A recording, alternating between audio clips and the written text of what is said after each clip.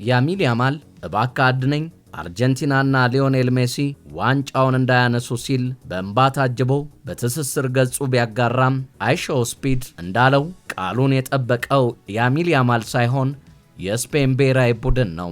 በአንድ ብቸኛ ጎል የዓለማችን ምርጡን ሊዮኔል አንድሬስ ሜሲን የሚመራውን አርጀንቲናን አሸንፋ የዓለም ዋንጫው ባለቤት ሆናለች። የዓለም እግር ኳስ በበርካታ ኮከቦች መምጣትና መሄድ ዕጣ ፋንታዋ ተጽፎላታል።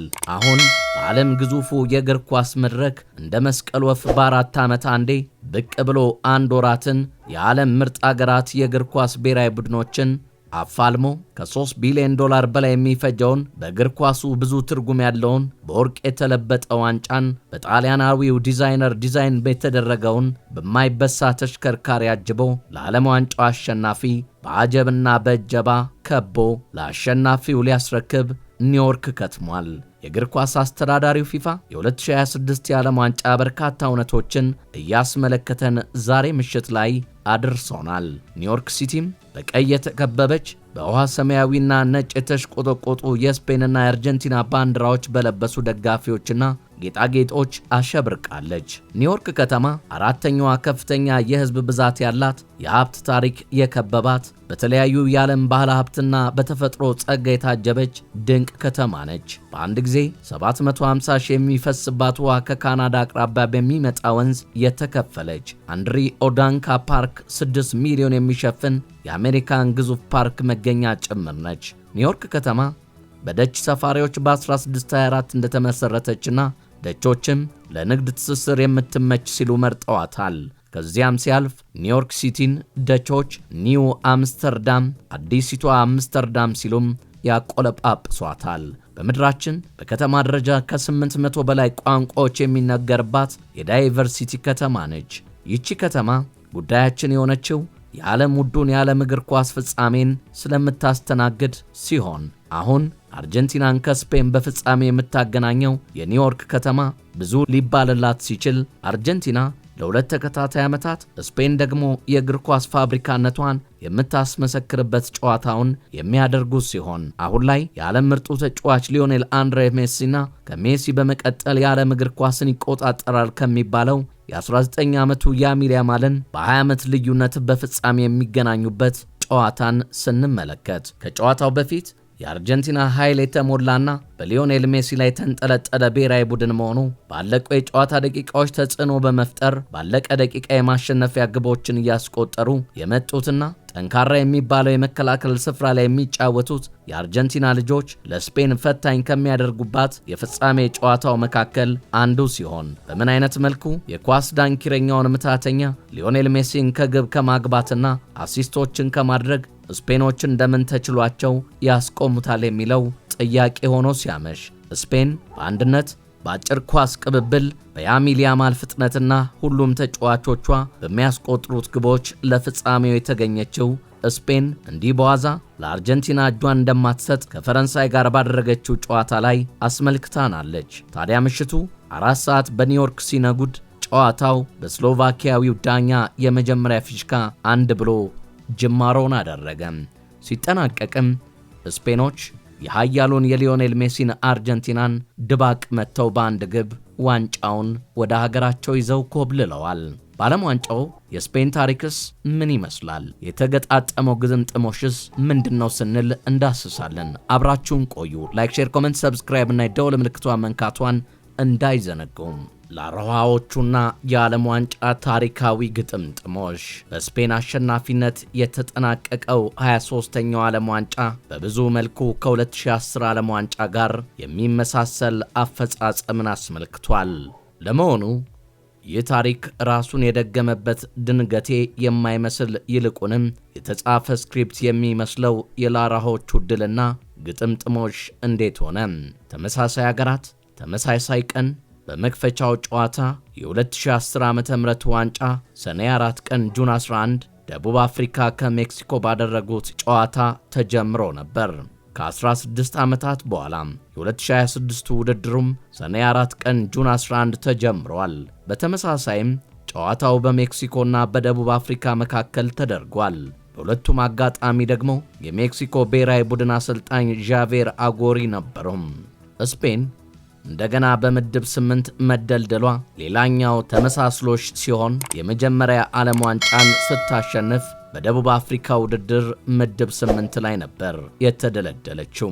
ለ2026 ዓለም ዋንጫ ዕጣ ሲወጣ የሉዊስ ዴላ ፎንቴ ቡድን እንደገና ምድብ 8 ውስጥ ራሱን አግኝቷል። በአውሮፓ ዋንጫ ድል ማግስት በከፍታ መገኘት በ2010 የዓለም እግር ኳስ የተቆጣጠረው የስፔን ቡድን የ2008ቱን የአውሮፓ ዋንጫ ዩሮ 2008 አሸንፎ ነበረ። ይህኛው ስብስብ ደግሞ የ2024ቱን የአውሮፓ ዋንጫ ዩሮ 2024 ካነሳ በኋላ የአህጉሩ አሸናፊ ሆኖ ወደ ሰሜን አሜሪካ ተጓዘ። ይህ ከአጋጣሚ በላይ የሆነ ነገር ነው። ስፔን በዓለም አቀፍ እግር ኳስ ውስጥ በጣም አስቸጋሪ ከሆኑ ስኬቶች አንዱን ለመድገም የአውሮፓ ዋንጫንና የዓለም ዋንጫን በአንድ ጊዜ በእጅ ማድረግን እንደገና ችላ አሳይታለች። ጆዜ ሞሪኒዮ በሁለቱም የዓለም ዋንጫ ዓመታት ሪያል ማድሪድን ተቀላቀሉ። በ2010 እንደ አውሮፓውያን አቆጣጠር ስፔን ለመጀመሪያ ጊዜ የዓለም ዋንጫን ከማንሳቷ ጥቂት ቀናት ቀደም ብሎ ጆዜ ሞሪኒዮ በሪያል ማድሪድ በኃላፊነት ተሹመው ነበረ። ከ16 ዓመታት በኋላ ለማመን በሚከብድ ሁኔታ ክለቡ ካሳለፈው ሌላ አስቸጋሪ ጊዜ በኋላ በሌላ የዓለም ዋንጫ ዓመት ስፔሻል ዋን ዳግም ወደ ሳንቲያጎ በርናቤዮ ተመልሰዋል። 5 ፖርቱጋል በ16ቱ ጥሎ ማለፍ እንደገና 1-0 ተሸነፈች። አንድ አጋጣሚ በእርግጥም አግርሞትን የሚጭር ከሆነ ይሄኛው ነው። በ2010 ስፔን በዴቪድ ቪያ ብቸኛ ግብ ፖርቱጋልን በ16ቱ ጥሎ ማለፍ 1-0 አሸንፋ ከውድድር ውጭ አድርጋ ነበረ። በ2026 ስፔን እንደገና የኢብሪያ ጎረቤቷን በ16ቱ ጥሎ ማለፍ በሚካኤል ሜሪኖ ግብ 1-0 ረታለች። በባርሴሎና ተጫዋቾች ዙሪያ የገነባው የስፔን ስብስብ በ2010 የዴቪድ ቪያ ወደ ካምፑኑ ዝውውር ከውድድሩ በፊት ተጠናቆ ስለነበር እርሱን ጨምሮ የስፔን ስብስብ 8 የባርሴሎና ተጫዋቾችን አካቶ ነበረ። የዚህ ዓመት ስብስብም እንዲሁ 8 የባርሳ ተጫዋቾችን ይዟል። እርሱም ጆዋን ጋርሲያ፣ ኤሪክ ጋርሲያ፣ ፓው ኩባርሲ፣ ጋቪ፣ ፔድሪ፣ ዳኒ ኦልሞ፣ ፌራንቶ ቶሬስና ላሚን ያማል ናቸው። እንደሚጠበቁት ሁሉ ባርሴሎና ራሱ ይህንን አጋጣሚ አጉልቶ አሳይቷል።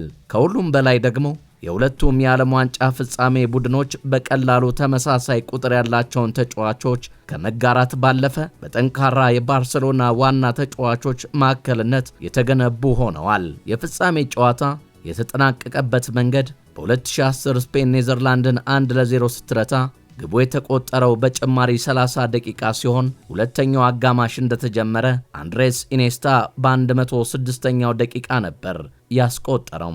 ዘንድሮም ስፔን አርጀንቲናን ስታሸንፍ ፌሬንቶ ቶሬስ ግቡን ያስቆጠረው በ106ኛው ደቂቃ ነበረ።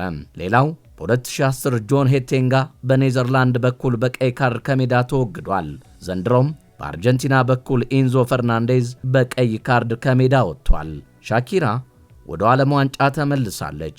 ከስፔን ታላቁ የእግር ኳስ ስኬት ጋር እንደ ዋካ ዋካ በጥብቅ የተያያዘ ምንም አይነት ዘፈን የለም። የሻኪራ ዜማ በ2010 የስፔን ድል ማድመቂያ ድምፅ ሆኖ ነበረ። አሁንም እንደገና የዓለም ዋንጫ ማዝናኛ አካል ሆና ተመልሳለች። በዚህ ጊዜ ደግሞ ዳይ ዳይ የተሰኘው ዘፈኗ ከፍ ብሎ ተሰምቷል። በ5 ዓመታት ውስጥ 16 ዋንጫን ያነሳችው ይህችኛዋ የዓለማችን ዋንጫን የወሰደችው ስፔን ራሷ ናት። ስፔን አርጀንቲናን 1-0 በማሸነፍ ከ16 ዓመታት በኋላ ለሁለተኛ ጊዜ የዓለም ዋንጫን አንስታለች።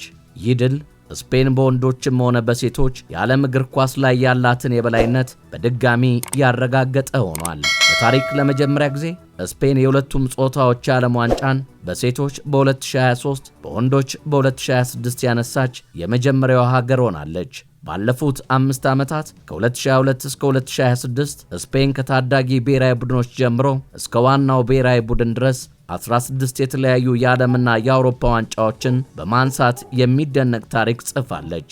በወንዶች ዘርፍ 5 ዋንጫዎችን አሸንፋለች። የ2026 የዓለም ዋንጫ፣ የ2024 የአውሮፓ ቻምፒዮና፣ የ2023 ኔሽንስ ሊግ፣ የ2024 የፓሪስ ኦሎምፒክ የወርቅ ሜዳሊያ ከ23 ዓመት በታችና የ2026 ከ19 ዓመት በታች የአውሮፓ ቻምፒዮን ናቸው።